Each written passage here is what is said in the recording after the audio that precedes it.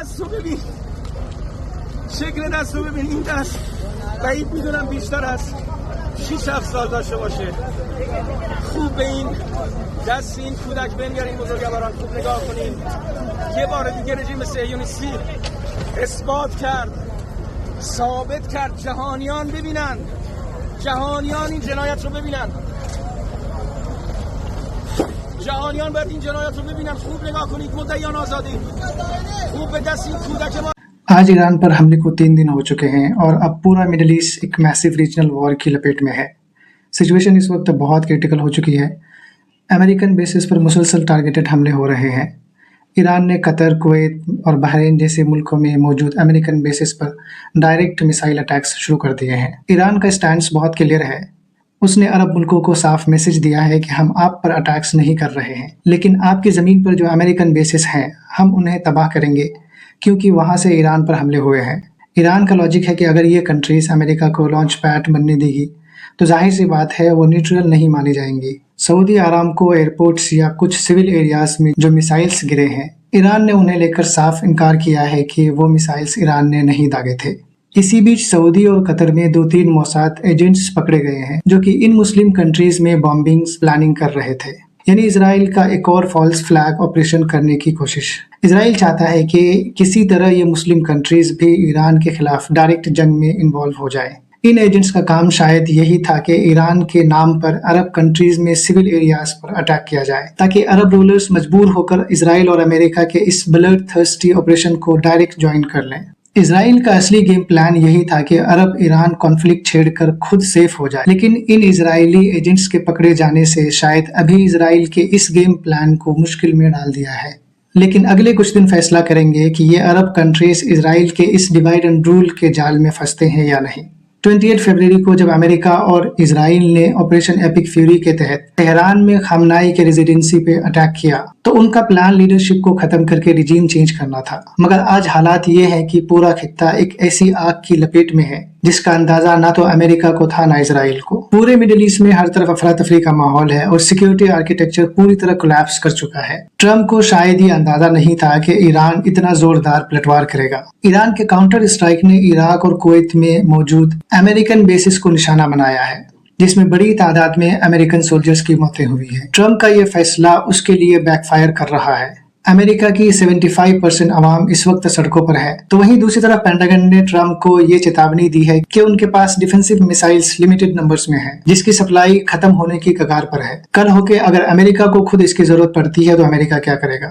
یہاں سب سے بڑا سوال تو یہ ہے کہ جب امریکہ اور اسرائیل نے کچھ ہی مہینے پہلے ہی یہ دعویٰ کیا تھا کہ انہوں نے ایران کے پورے نیوکلیئر پروگرام کا صفایا کر دیا ہے، تو پھر اچانک سے امریکہ نے اتنی بڑی جنگ کیوں چھیڑ دی؟ کیا مقصد صرف نیوکلیئر پروگرام کو ختم کرنا تھا یا اس کے پیچھے کچھ اور گیم پلان ہے؟ حیرت کی بات یہ ہے کہ یہ اٹیک اس وقت ہوا جب نیگوشیشنز چل رہی تھی. میڈیٹر ملک عمان نے تو بالکل کلیئر بیان بھی جاری کیا تھا کہ ایران ہر طرح سے اگری کر گیا تھا اور امریکہ کی ساری شرطیں ماننے کے لیے تیار تھا. اس سے ظاہر ہوتا ہے کہ یہ نیگوشیشن صرف ایک دھوکہ تھا. اصل میں ایرانی لیڈرشپ کو گرانے کی پلاننگ ہفتوں پہلے ہو چکی تھی. یہ ایک سوچی سمجھی سازش تھی تاکہ ایران کو باتوں میں لگا کر اچانک ان کی بیک بون پر اٹیک کیا جائے. اس جنگ میں ہر ایک کا اپنا فائدہ ہے.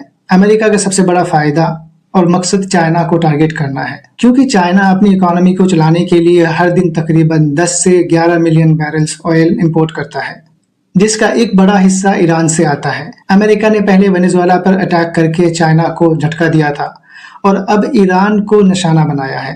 چائنا کے بیلٹ اینڈ روڈ انیشیٹو جو امریکہ کے سمندری راستوں کو بائی پاس کرنے کے لیے بنایا گیا تھا، امریکہ کے لیے یہ بہت بڑا چیلنج ہے.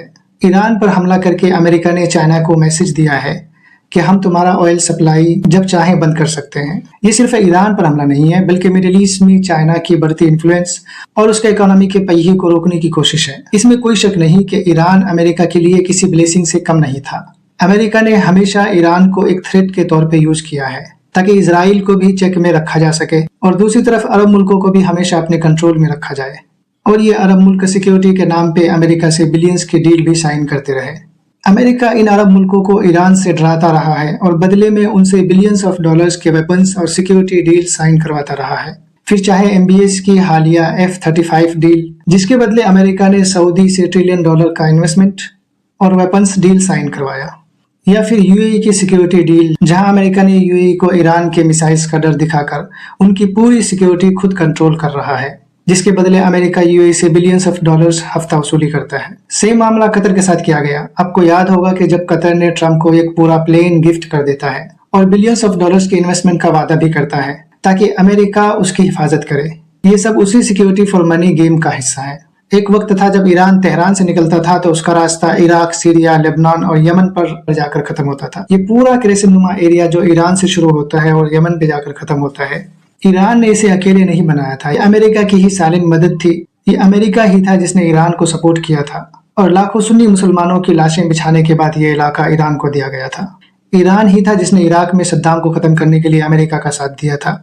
सीरिया में बशर अल-असद को बचाने के लिए पूरे सीरिया को कब्रिस्तान बना दिया था और फिर हिजबुल्लाह और हुथीज के जरिए लाखों सुन्नी मुसलमानों का कत्लेआम किया गया। अमेरिका ने ईरान को इसलिए फल्ले फुल्ले दिया था ताकि इजराइल को भी ये एहसास रहे कि उसे अमेरिका की जरूरत है। अगर ईरान ना होता तो इजराइल रीजन में इतना डोमिनेट करता कि शायद वो खुद अमेरिका के इंटरेस्ट को चैलेंज करने लगता। इसलिए अमेरिका ने ईरान का डर बनाए रखा ताकि दोनों तरफ से अपना फायदा निकाल सके।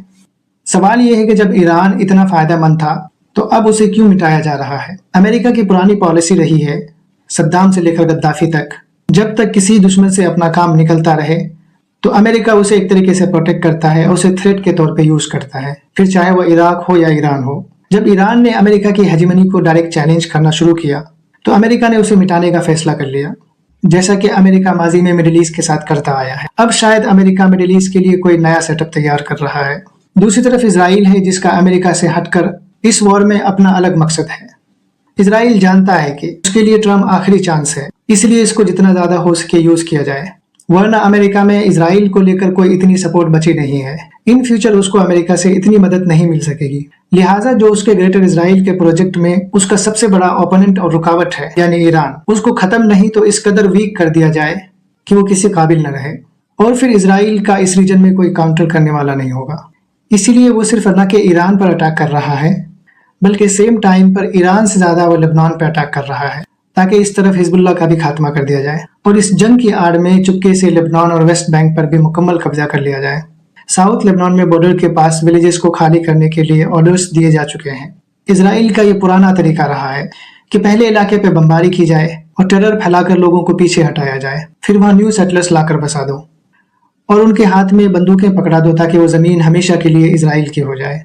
वाशिंगटन ने रिपोर्ट किया है कि इस अटैक का सिग्नल सऊदी और इजराइल ने मिलकर दिया था, मगर कहानी इतनी सीधी नहीं है। अमेरिका की पुरानी पॉलिसी चेक एंड बैलेंस के तहत इन फ्यूचर शायद आपको इजराइल सऊदी कॉन्फ्लिक्ट देखने को मिल सकता है, क्योंकि अमेरिका कभी नहीं चाहेगा कि मिडिल ईस्ट में ईरान के बाद इजराइल अकेला सुपर पावर बन जाए जो कल को अमेरिका को ही चैलेंज करना शुरू कर दे। इसीलिए अमेरिका पूरे मिडिल ईस्ट को, खासकर सऊदी को, इजराइल के अगेंस्ट खड़ा करेगा ताकि बैलेंस बना रहे और ये गेम प्लान स्टार्ट हो चुका है। पिछले दिनों इस्लामिक नेटो बनने की जो खबरें आपने सुनी थी या पाकिस्तान के साथ सऊदी का न्यूक्लियर डील, ये सब इसी गेम प्लान का हिस्सा है।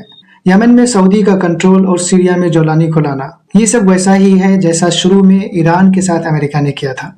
अमेरिका पहले सऊदी को इतना बड़ा बनने देगा कि जिससे इजराइल को सच में थ्रेट्स फील हो। पाकिस्तान के साथ न्यूक्लियर डील ने इस चीज को क्लियर कर दिया है कि अमेरिका अब ईरान की जगह किसको चेक एंड बैलेंस के लिए तैयार कर रहा है। सब कुछ एक प्लान के तहत सीक्वेंस में हो रहा है। अमेरिका इन मुल्कों को तब तक रखेगा जब तक ये उनकी पॉलिसी मानते रहेंगे। जब इनका काम खत्म हो जाएगा तो इनके साथ भी वही हश्र होगा जो अभी ईरान के साथ हो रहा है। अमेरिका पहले पावर बनने देता है और फिर उसी पावर का बहाना बनाकर उसका खात्मा कर दिया जाता है। इस वक्त मुस्लिम मुल्कों को होना तो ये चाहिए था कि वो तारीख से सबक लेते और एक होकर एक यूनाइट पावर बनकर सामने आते और दुनिया भर में मुसलमानों पर हो रहे जुल्म के खिलाफ इन ब्लड थर्स्टी पावर्स का सामना करते। लेकिन अफसोस इन यहूदी नुमा हुक्मरानों से इस तरह की उम्मीद करना फजूल है।